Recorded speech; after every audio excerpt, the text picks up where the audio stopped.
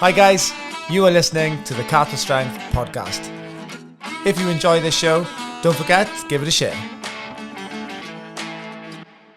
We are joined today with Steff Hughes. Shwmai? Shwmai. Alright. What's your full name, Steff? Steff Hughes. Steff Hughes.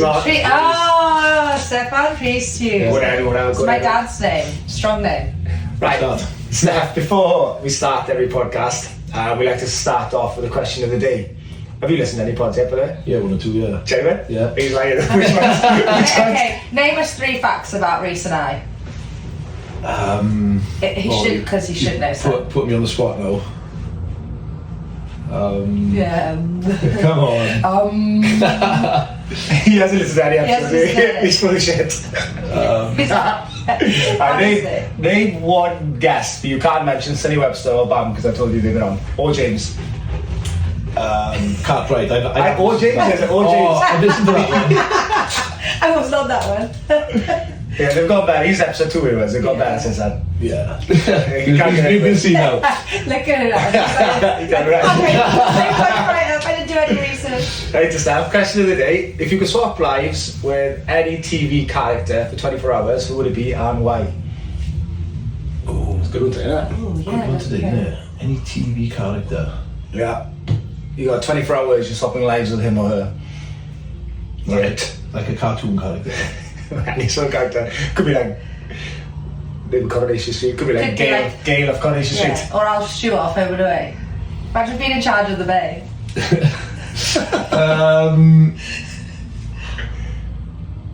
Who will I go for? Well, I'm thinking I was out. Yeah, I don't know. It's going to be a long pod, guys, while we're waiting. It is, yeah. Sorry. Can we come back to that? No. Right, we'll go right now. Who'd you do that? Oh, God, I don't know. Jen? I don't know. I really actually don't know. I'm Spider-Man, I think. Would you? Yeah, probably. Yeah, it's not a bad shout. Yeah, Batwoman then. Is it? No, I don't know. Batwoman's actually hate No, Steff, we are going to come back to that. Okay. It's non-negotiable before the podcast ends. Second question. What aftershave are you wearing? Because it smells lovely. Oh, thank you. What is it? In fact, doesn't know that question either. Steff, you are going to have to answer some questions in the podcast. Is this going to be half an hour of me just battering your lack of knowledge? Bashing me about my own aftershave. We usually ask people for space facts. I'm glad I didn't ask him that today. Don't start with that, please. Right, thank you. See you, Steff. Thank you. Nah, sorry, Steff. Like I said, we'll come back to that. Question. How this should be changed. Question number 1, Rhys guys. Have you always been entrepreneurial? It should actually be, how have you always been entrepreneurial? No. No, I mean, because he seems It's not been a great start, is it? Despite Steff's inability to answer questions, he's actually a super successful businessman in West Wales area. I'd say in Wales, really, yeah. And you've built no, but all jokes aside, you've doing really, really well across different avenues and different things you've set up. One thing I want to know is, have you always been this entrepreneurial?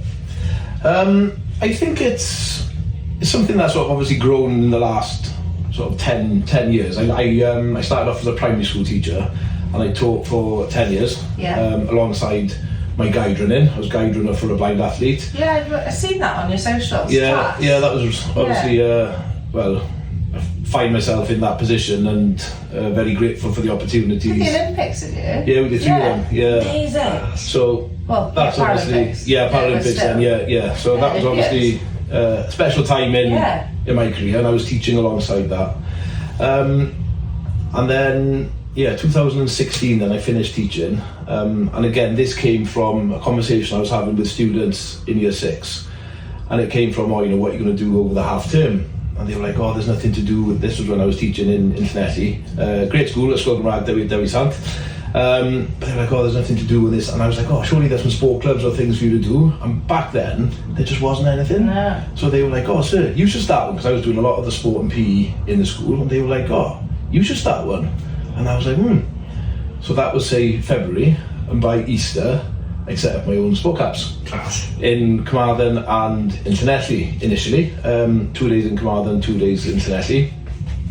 And then that just sort of snowballed. We sold out both days in both locations, and then repeated that in the next half term. And then fast forward 12 months from that, I was using my contacts and or teacher friends from physical activity and sport to basically build a team of coaches, and we rolled that program out in 15 different locations and every half term and school holidays. Nice. And that is where Skillia was born. So I ended up finishing teaching and then going knee deep into the sport clubs. And then I knew at the time as well there was a bit of a gap for sport provision in primary schools, especially where maybe there wasn't that expertise in sport. We've got a lot of obviously female teachers in schools, maybe without the knowledge or the expertise to deliver PE. So I came up with this package then where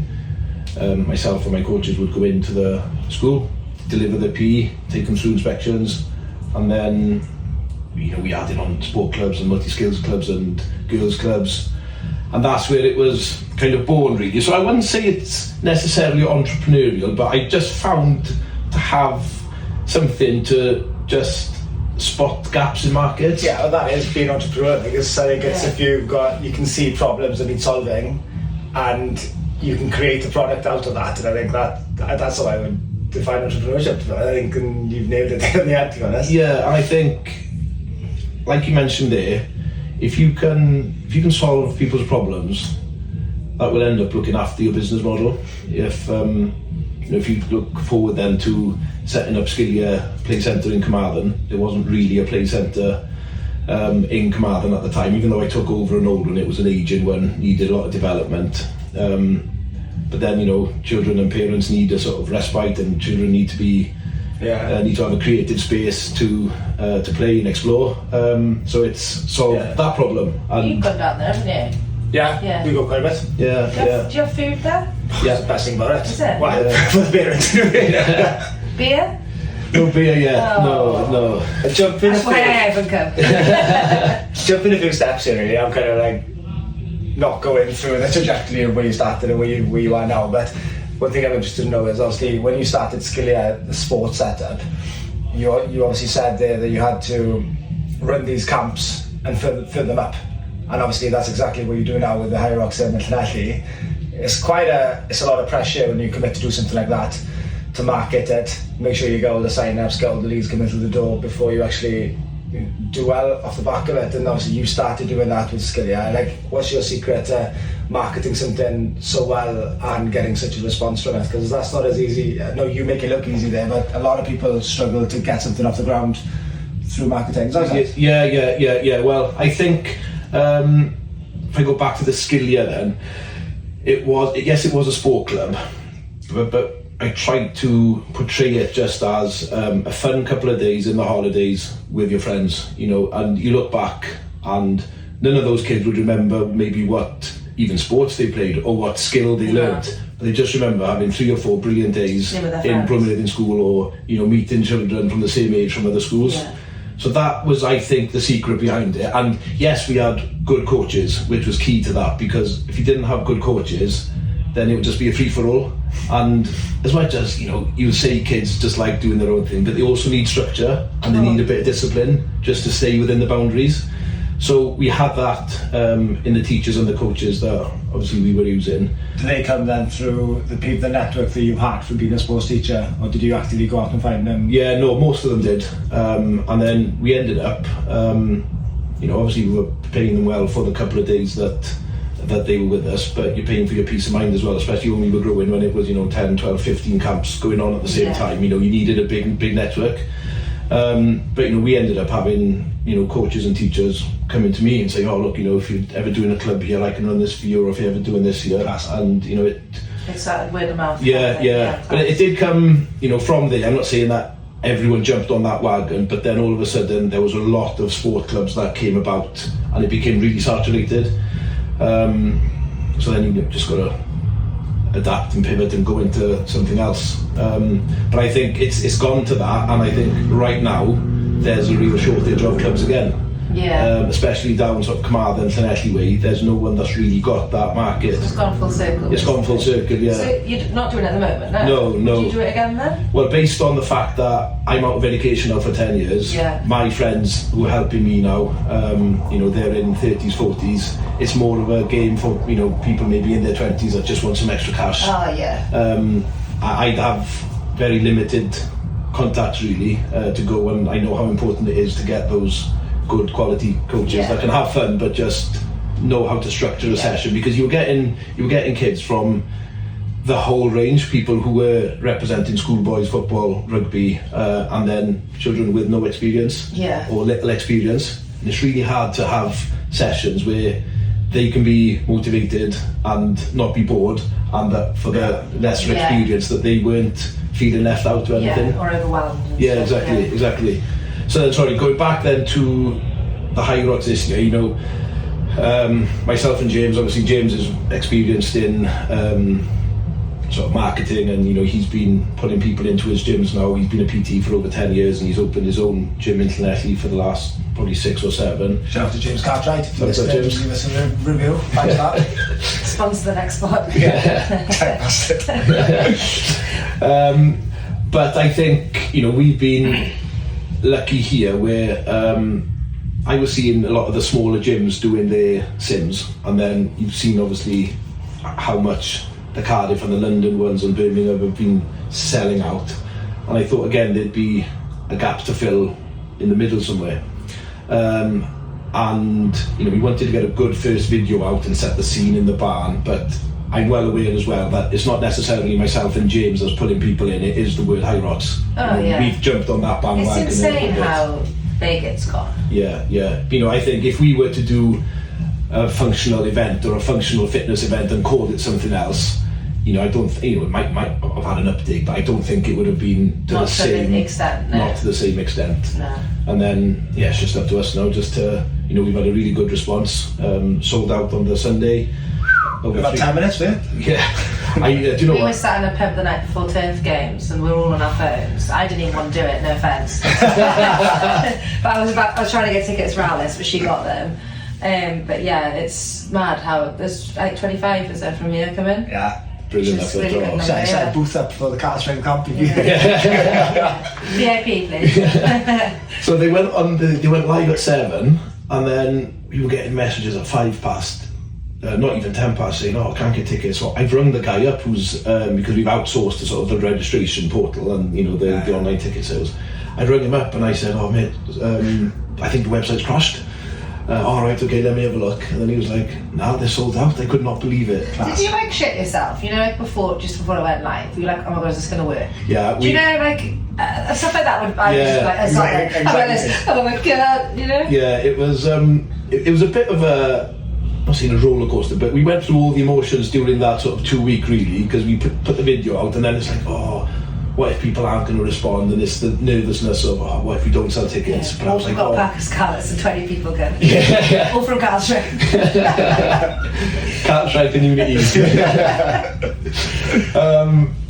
But and then it seemed to be that first video we put up, it had over 130,000 views. It proper blew up. So I was like, oh shit, right, okay, we could have a great response here, and then that brings different pressures then. Yeah. So how many tickets have you sold? We got over 1,000 athletes now over the weekend. Christ alive! That's a lot, isn't it? Yeah. You got enough toilets?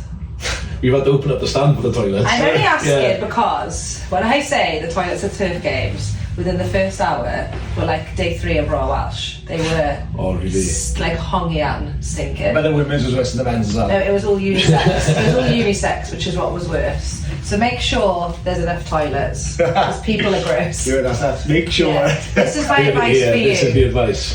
Yeah, definitely. No, it's I gotta say it's impressive how you just turn that around and it's blown up in the space of 5 weeks. It's literally gone from pretty much an idea to selling over 1,000 tickets in like 6 weeks. Class. That's amazing. Yeah, well done, guys. You and James. Yeah. Well done.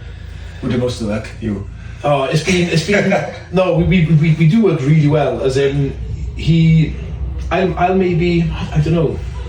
I'll maybe do some more maybe of the background work and the contact and setting things up, but then he's brilliant on the phone and like setting slides up and getting graphics to look nice, and so I'll sort of send him what needs to be the wording and then so we've just bounced off each other really well, because even though I've known him for a while, because he's bringing kids to Skilly and that, but it's different sometimes, going into partnership or something. Right, yeah, massively. But we've just got on quite well and quite like-minded in various ways. Brilliant. So yeah, so far so good. I'm going to ask you a few business questions now, because obviously I'm intrigued and interested with your point of view on certain things, if you don't mind. Yeah.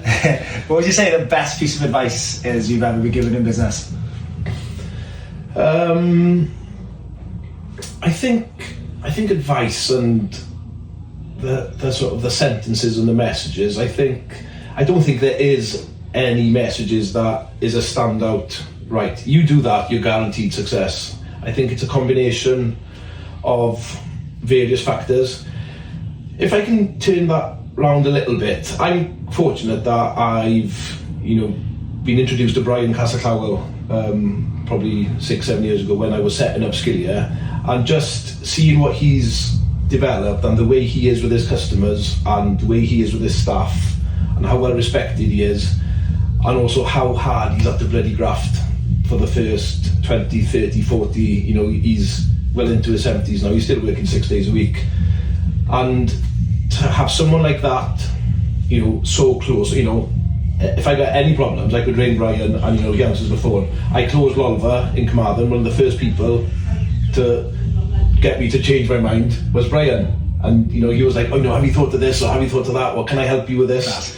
So I'm fortunate that I've got someone in terms of inspiration, or who I aspire to be. I'm not saying I want to be like him, but I'm just saying I'm fortunate to have access to someone like him so close in Carmarthenshire, and I'm sure I speak on behalf of a lot of business owners in West Wales that have got him in your corner, sort of to say. In terms of then the best bit of advice, it does get hard. I like to, I often say this to myself when things do get hard, my pob wheel and Troy, everything comes round, and sometimes it's hard, and it's the work that goes on behind the scenes that nobody sees, and it's the early mornings and it's the late nights, and those are the times where you put the graft in now, it'll come back round. You can't just throw the towel in, or let your own standards slip because things aren't going your way, or you're not having much luck. It's you reap what you sow as well. So those are probably ones that stick out for me, but I'm not sure having one sentence or message is a guaranteed. No, yeah, of course, but I enjoyed that though. My poor Bean and Troy, good one. Poor Bean and Troy, yeah. Do we and I've seen this from a different point of view. If I go back when I was a guide runner for Tracy, so I'd been running with her now for about a year. Went to university playing football. I had a little experience in athletics, but he was quite fit just from playing football to a decent standard. And then went for the interview and what have you with her, ended up getting the job as a guide runner. And then the first championships we had was the Europeans out in Holland. And Tracy was ranked now top 3 in the world. She was funded, I was funded as a guide, but obviously with that comes pressure of, no medals, no funding, simple as that. So we went out, we were doing the 400 and the 800 at the time, and we had the 800 first, obviously ranked top 3 in the world, you'd expect us to get a medal. Heats, semis, final, finished 4th, and we just put it down to my first games. I was only 19 at the time. My first games, and nervous, and it's pacing and going through the call-ups. It's very different to just turning up to racing in Birmingham or London, or even did a race in Carmarthen and Cheltenham, warming up to it. It's very different to that. But then it's like, right, come on, 400 metres, let's bloody switch on now, make up for this. So again, heats, semis, final, we finished 2nd, silver medal. It's like, oh, brilliant, chuffed. But then, there's a rule for a guide runner? Do you know what that is? I don't even know anything about guide runners, do you? That's right. Oh, so So basically, I got a rope around my left hand. Tracy's totally blind. She had cancer of the retina when she was 2, so she had to have her eyes removed, bless her, glass eyes, but it just hasn't stopped her. She hasn't known anything different, you know, just an absolute trooper. Never seen anyone train as hard, as in massive inspiration for me. I'm just lucky I got to spend 12 years basically as a guide runner. But yeah, how it works, my left hand rope around, same rope around Tracy's right hand. So it's a bit like a 3-legged race, but it's the ropes that are tied, not the legs. So yeah, the one rule a guide runner's got, you can't cross the line before your athlete. Oh nah. Oh shit. So in this 400 now, we're in lane 3 and 4. There's French lady and her guide in lane 5 and 6. And it's so close and we're tanking it. And I didn't realise this at the time, it's so close. And where we finished second, I did dip. But I thought I was just dipping the French, but bloody dipped Tracy, haven't I? So half hour later on the screen, Tracy Hinton, GB, DQ, and it's like, oh bloody hell. Wow. Did you ever struggle to keep up with Tracy then? I wouldn't say struggle, no, but you know, I was training hard as well as an athlete. And then, honestly, like coming from a football and rugby background where, you know, you have games every week and, you know, you can make up for disappointments. I cost Tracy now her medal, funding. I felt so embarrassed, I felt disappointed, fucked it all up basically, and it was like I was in a dark place. I got back into my room and I thought, how am I going to get over this? Didn't want to guide run, everything. And then Tanny Gray, she was still on the team at the time, and we got on quite well in the little time that I'd been in the squad because she was learning Welsh and she'd been to Nancorthain, so we had like the Welsh connection, and she had a young daughter called Callis at the time, so you know, you build up a bit of a relationship speaking Welsh and that. And she was like, right, come on, let me sort you out. So she just basically said, look, you know, you haven't tried to do this, it's a mistake, everyone knows how unbelievable you and Tracy could be, but look, don't let people remember you for this. And she goes, things are going to go wrong, but they won't define you, it's how you make up for it. And that's always stuck with me, and I've seen it firsthand. So then from there and I was ready at this point. I'd rung my dad, I said, get me out of here, get me a flight home, and he was like, nah boy, you're gonna have to set this up and get through it. And then it was 10 times worse in my head than what it actually was. I actually got out of my room and everyone, it was like not a big deal. It was like, oh look, don't worry about it. Don't get me wrong, the shit came about 2 weeks later and they were like, oh my god, I can't believe you did Tracy. But at the time it was like, everyone was like so supportive. And then we had 6 weeks then till the World Champs, and I was like, look, I'll get you through to the even now I was like, look, I can't let you down now, I'll get you through to the World Champs, but then look, maybe we'll go our separate ways.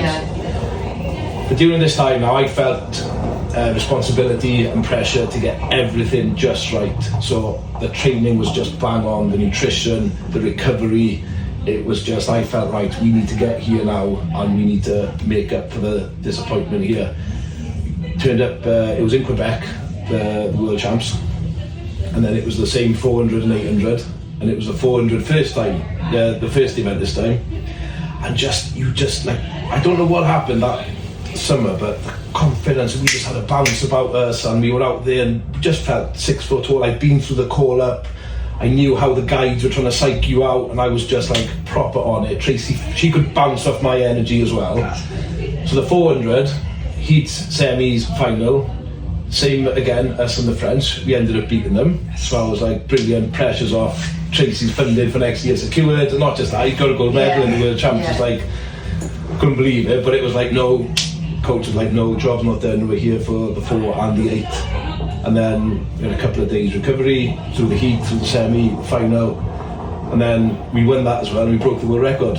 Oh wow. Yeah, and that world record still stands till now. Oh, go on Tracy. Isn't it? Yeah, that's class. But then I often wonder if, say we would have got a medal in the Europeans, would we have just been happy with that? Because at the time, you know, it's the first, I actually think that because we were so low and that we hit rock bottom, that we just made each other so determined to make up for it. Maybe if you'd have had that silver, maybe we'd have just been happy with the silver or the bronze again.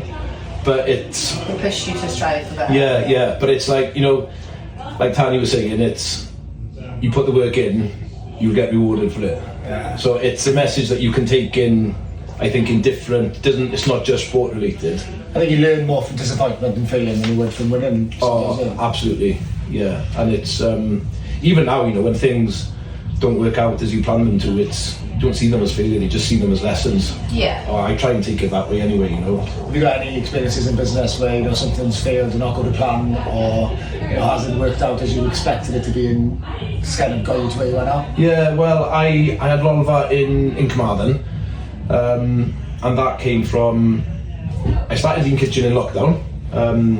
We closed, well, obviously play centres, cinemas, Temping Bowling, we were the first industries to close. Yeah. And I'd been open in Carmarthen for 5 months and panicked a little bit. I went for Tesco were advertising for jobs, and I thought, oh, bloody hell, I don't know where this next bit of money is going to come from. I'm going to just go for that, because we'd fallen through a lot of the loops for support. We were supported by Carmarthenshire County Council, to be fair, but there was other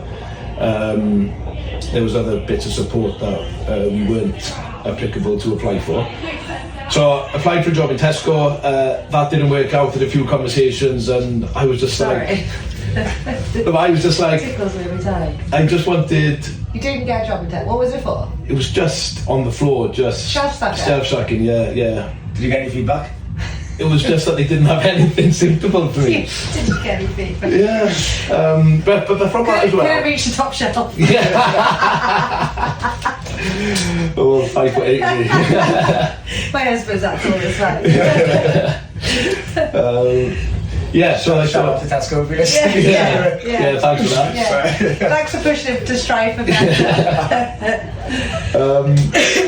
Yeah, so again, I thought, what could we do? And it had been in the back of my mind about this sort of meal prep service, but you know, you need time to get stuff like this off the ground. And I thought, well, I've got a chef, I've got a kitchen. Alice, who was my manager in Skilly at the time, she's great, she's adaptable, she can sort of throw herself into anything. She's very Alice, organised. what's her name again? Alice Bransden, Alice George. Alice, Yeah, shout out to Alice. Yeah. She was my first employee actually that I took on in Skilly, and she's still with me now. Yeah. I like that. Yeah. She's her role's changed a bit. She's come back from a few maternities, and She is good. You walk in there, she's always in Skilly. she's she did a bit for me in Carmarthen. Then she went to Llandilo, and now she's like an area manager now. She oversees everything. So it's just a great support network Shout for out me. Alice. Shout out Al. Yeah. Yeah. So anyway, we put this. I went to her and I was like, "Do you fancy helping me out on setting up a meal prep service?" She was like, "Just like anything, yeah, go on." As in, like, what the hell are you doing now? And then we just launched it within a week. Got a friend of mine to build a website and what we wanted and different packages. And I thought, right, let's just go for it. Even if you can just cover costs for the next 2, 3, 4 months, who knows how long it'll last. And then again, I think it was right place, right time. It blew up. We had it for 15 weeks and then ended up selling that on, and which enabled me then to invest that money into opening the restaurant and bar in Carmarthen. And it's great to see Johan doing so well with Lean Kitchen now. He's taking it from strength to strength. Still involved with some of the decision making behind the scenes, but just to help him really. You know, he's only 22, maybe 23 now. You know, he's been going 4 years. It's a lot of responsibility for a young guy, and I guess at the time, even now, you know, I try and maybe be the support network to him maybe that I didn't have in the early stages. So yeah, we get on well, and obviously I want Lean Kitchen to do well, and I want him to be able to do as well as he can as well. Internationally, yeah. But they deliver meals all over the West. And he's everywhere now, isn't he? Yeah, I've seen him quite a lot, like socials and stuff. Yeah. So no, it's going well for him. So sorry, yeah. So we invested that into Lolva in Carmarthen, and I loved it. But in the end, we just didn't have the footfall during the week. I had a neck op then 2 years ago, and I thought at the time, is this the time or not? But because something like that had happened, it had sort of taken the decision out of your hands. I didn't want it to be, oh well, I closed it because I've had a neck op. So rebuilt it back up, tried again for 3-4 months. But sometimes as well, you've got to know when when your time is up. Yeah, because it was taking up a lot of my time, and not only that, I was pulling in Alice from Llandilo. I had great staff in Skinnier Carmarthen, Dion, Fion, a lot of Beth. So I was putting a lot of pressure on them as well, just to keep this going here. And I thought, well, you know, it's still a lot of work running the Skinnier Carmarthen, Llandilo, and yeah, you know, the weekends were busy for us, which was good. But then it presents the different challenges then when, you know, you can't afford to take on. It wasn't like there wasn't really parking was there, and it was, you'd have to have that busyness, wouldn't you? Had you been before? Yeah, I went to once or twice. Yeah, I always had good food there and good service. Yeah, but then that's the, you know, but like this, if I was still in Lolva, you know, well, from that, Llandilo came, and from Llandilo, Llanelli came. Yeah. So off the back of Lolva closing, that's when I right, I'm going to push Skinnier now. Yeah, and had the opportunity then to open the new one in Llanelli. How's that going? Yeah, good, thank you. I haven't been there, so half me. The other two, I'm there regularly with my 3 animals. Yeah, just just with everything, you know. It's the costs are high there, and especially when you borrow money to start with as well. You know, you're paying that funding back. So I've got that over my head now for the next 3 years. 3 years not bad, right? No, well, I tried to, again, learning from past experiences where I've maybe taken money back and you're paying it back over 4 or 5. It's, I don't know, I just prefer to have that, working with that shorter. I'm going to be very rude and go, I'm really enjoying this, so I'm a bit sad. But if you remember the aftershave, you can remember the name by the end of this. Let's go back to the question. What aftershave is it? You can tell me after. Here's the Pura. Oh. I don't think he wants to tell, I think it's a secret. That's lovely. Oh, thank you. Sorry, if Lolva hadn't closed, you wouldn't have opened those 3 places? Well, Llandilo's already open by now, but I was back now. I was back at a point where I was running Lolva as well. So I was back doing my sort of 40-50 hours between Thursday to Sunday, and you know what it's like. You've got a bar, and you'd see, and I was very well supported by friends, community. But you know, you're coming in, you're hosting nights. People want to have a glass of wine with you, and a glass of wine with you. And a glass of wine might turn into a bottle of wine. You know, it just goes with the territory, doesn't it? You know? It's part of the job, I think. You know, when Katie was running the Hungry Ram, yeah, she was really good at it as well. But she'd be out in the night, like 10 o'clock, still serving people. The bar's supposed to be closed hours before. But with you know, you said there about, you mentioned getting funding and stuff. What was that process like for you? Tough, or did you find it okay? Yeah, I had to borrow more than what I initially thought. And that did put pressure on, but then by now you sort of committed to how you wanted to look like, and you know, we went over time and over budget, which naturally happens, but then you only get one chance at a first impression, and I think I knew that we had really good potential there, whereas there wasn't much happening in Llanelli, there wasn't too much happening in Swansea. And I just thought that the extra investment at that time, rather than sort of the other option was maybe waiting 12, 18 months and then going again, I thought it would be more impactful having it at the start. 100%. Yeah. Like, do it right the first time. Do it right the first time, yeah. So borrowing that, I ended up borrowing another 100 grand. But I think 100 grand extra than what you planned on. Yeah. That did put a bit of pressure on, and you know, it's finding that extra money every month then to justify that. It's pressure, isn't it? It's pressure, and you've got to make sure that people are turning up, and if you can build, it takes 5 years to build your name in business, but you can lose it overnight. You can, so that was a gamble. You know, but yeah, I just thought that, like I said, there was a good potential there, and we've just gone for, you know, just cool lighting, nice finish, quite high-end finish in different places, different features, and you just hope then that you're going to get the support. But then you base it on, did a lot of work on populations and demographics, and you know, Llanelli's got 4 times the population of Carmarthen, and then you know, you can work out, you know, right, on a busy week in Carmarthen, what are we taking? How many parties are you doing? Right, well, not that it's going to be directly 4 times it, but you're basing it on 4 times the population, you know, and that's what gave me the confidence then that, right, okay, well, I think we can push for this now. Oh, brilliant. Yeah, but you know, just like, you know, any business, there are tough times, you know. Obviously I'm very different to a lot of other people in sort of hospitality. Not that I'm praying for rain, but I don't mind seeing rain, because obviously it means that we're much busier than when the weather's nice, you know. And we've had the nicest spring in 70 years. It's been quite well documented, and obviously that puts pressure on us as a business. So we had 4 good weeks, and then we were lucky over Easter we had a wet week over the holidays, so that sort of gets you out of jail for another couple of months.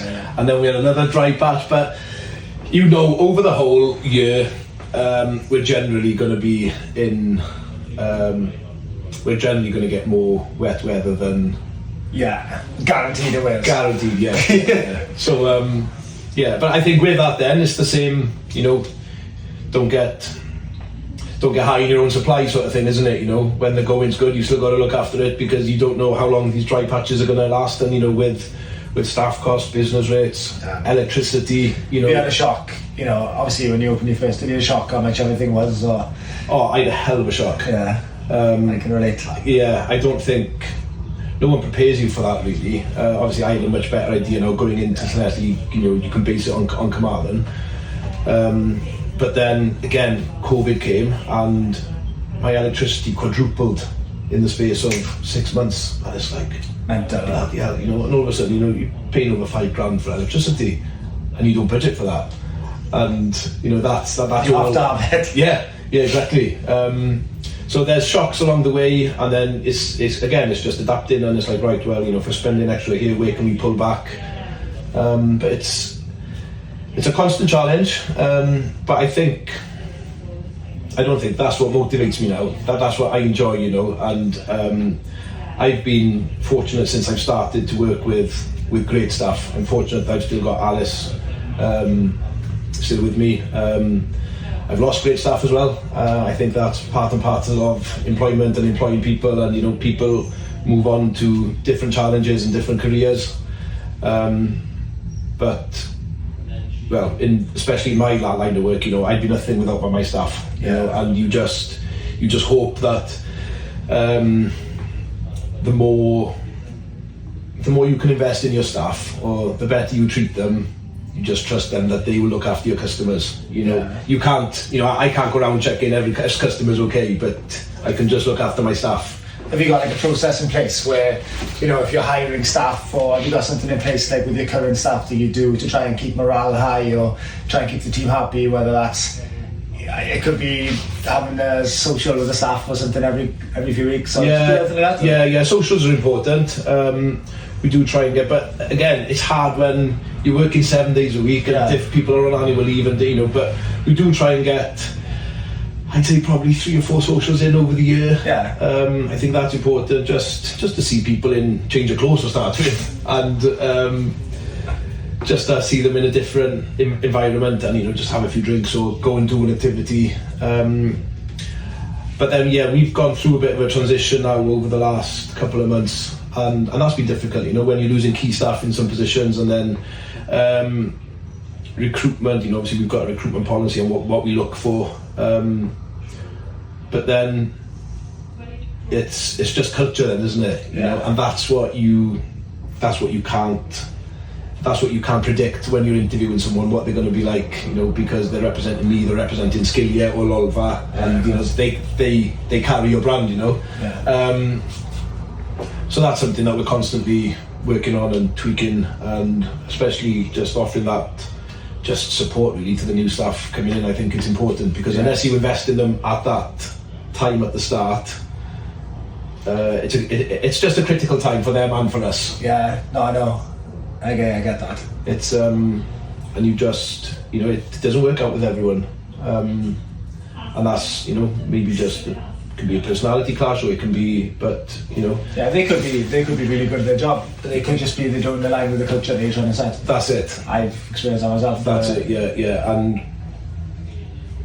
And you know, where you've got to make tough decisions sometimes as well, but to protect yourself, to protect the company, to protect the other staff.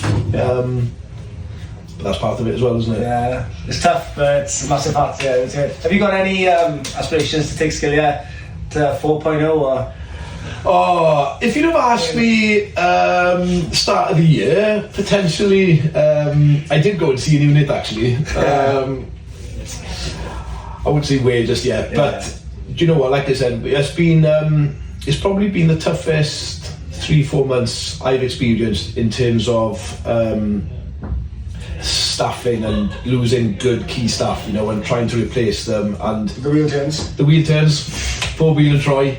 And I think, you know, we are coming out of it now. But you know what? There was a period. There must have been, oh god, a month or 6 weeks where it's like, right, okay, you know, things aren't going to get any worse, or you know, and then it'd be another hit. It's like, fucking hell. Yeah. Right, okay, and then be another one. And it's like people closest to me, and you know, people I speak often to. It's like flipping like, well, what's going on? Yeah. But it's like just kept telling yourself, look, you know, it'll come back round. Dathan all to a Paul Bean and Troy, and you just got to have confidence in that as well. But it will come back round. So yeah, at the moment, it's not put me off, but we just need a bit of a consolidation now as well. You know, we've got new staff in place, get them up to speed. Because it hasn't been that long, really, since you opened your first unit. Really, what, 2019? 19, yeah. So it's coming up to. No, exactly. For one unit, let alone 3. And Yeah. But no, it's like I said, we just need a bit of a consolidation period. Yeah.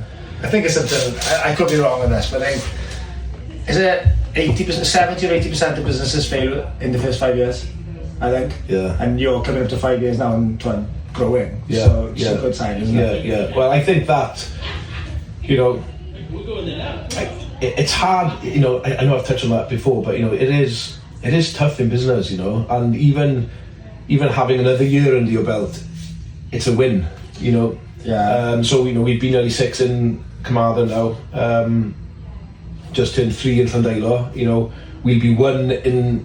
So you know, even though it is one big group, you do split them up, and it's like, right, well, Llanelli now in November, that'll be 1.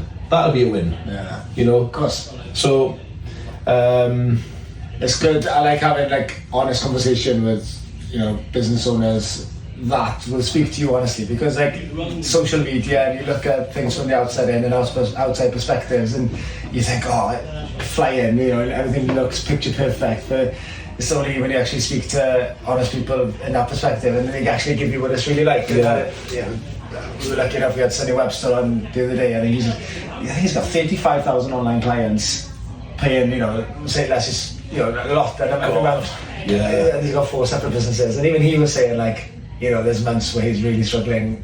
You can tell he's honest as well. Yeah. Just because obviously he makes more, but he's got to spend a lot more as well. Yeah, of course, yeah. It can be frightening, can't it? Yeah.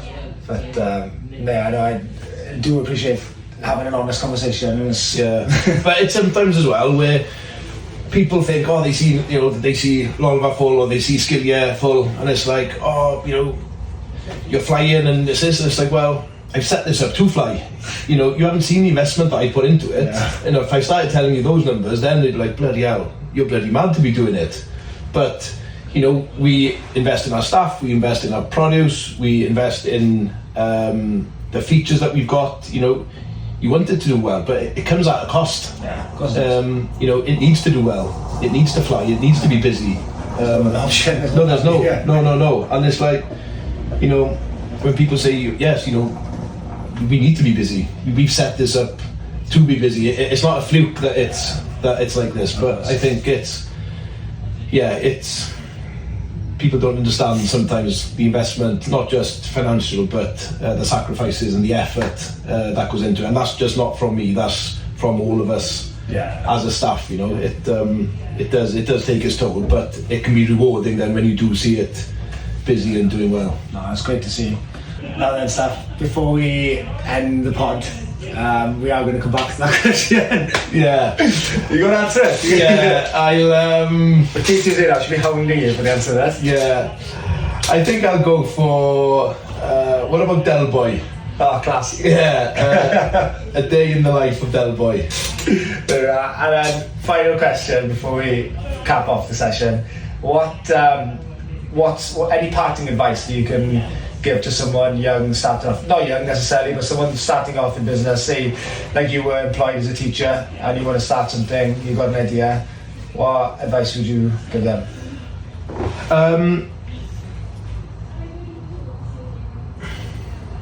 I think you've got to have a passion for it. You've got to love it, because like I touched on, there are difficult times, and it's just having that passion for it that will get you through it. And I think if you've got the passion for it, you just find ways to make it work.